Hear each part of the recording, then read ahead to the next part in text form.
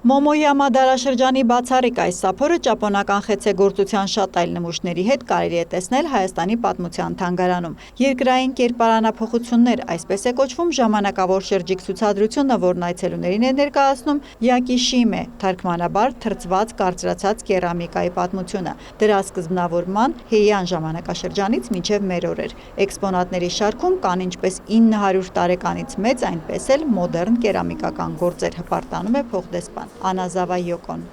Յակիշիմեն խեցեգործության առաջին հայացքից պարզ, բայց և պատրաստման յուրահատուկ տեխնոլոգիա ունի։ Այն առանց լաքապատման է։ Կավը շատ բարձր ջերմության պայմաններում 1200-1300 աստիճանի տակ թրծելու ընթացքում բյուրեղանում է, ապա կեպատվում։ Դրա պատրաստման եղանակը մեզ է փոխանցվել սերնդեսերունդ։ Նույն տեխնոլոգիայով Ճապոնիայում այժմ ժամանակակից արտ-օբյեկտներ են ստեղծվում, արվեստի այս տեսակը պահպանելով ու վերարտադրելով այսօրվա կենցաղում։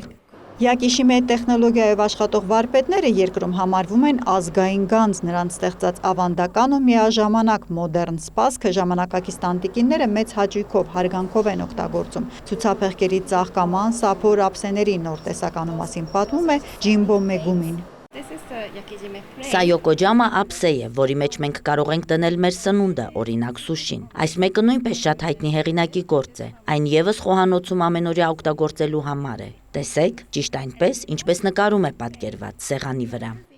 Արևելյան խեցեգործությունը պատկերող պանելները, կերամիկական մոտ 80 հին ու նոր նմուշները և իհարկե ճապոնական թեյախմության համար նախատեսված ավանդական հավաքածուն Հայաստանի պատմության թանգարանում ներկայացված ճապոնական առաջին ցուցադրությունն է։ Իդեպ նույն հարկում, որտեղ նաև մեր նեոլիթից սկսվող և մինչև 19-րդ դարերում պատրաստվող խեցեգործության իրերն են, նկատում է թանգարանի տնօրենը։ Քիչ այն կողմ, եթե գնանք մեր միջնադարի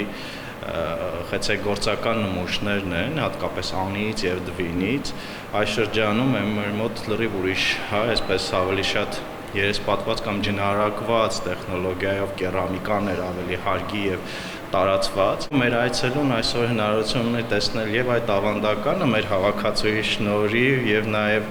հետագա զարգացումը, ինչու՞ չէ նաև Ճապոնիայի այս տեխնոլոգիայի որոշակի փուլը և նրա այսպես մոդեռնիզացման այս հետաքրքիր երևույթը։ Այստեղ ասում են, ուրախ են հյուրընկալելու ճապոնական հինը նորացնելու, արվեստը տարբեր ձևերով կիրառելու, կենդանի պահելու մշակույթը։ Վստահ են, ցուցադրությունը շատերին կհետաքրքրի։ Մի օր գուցե հայկական խեցեգործությունն էլ հեռավոր արևելքում ներկայացվի։ Պատրաստ են խորացնել սկսված համագործակցությունը։ Յակիշիմե կերպարանափոխությունն այցելուների համար բաց կլինի մինչև հուլիսի 10-ը։ Մուտքը Հայաստանի պատմության թանգարանի նույն տոմսով։ Հերմինե Բաղդասարյան, Էդգար Դավթյան, լուրեր։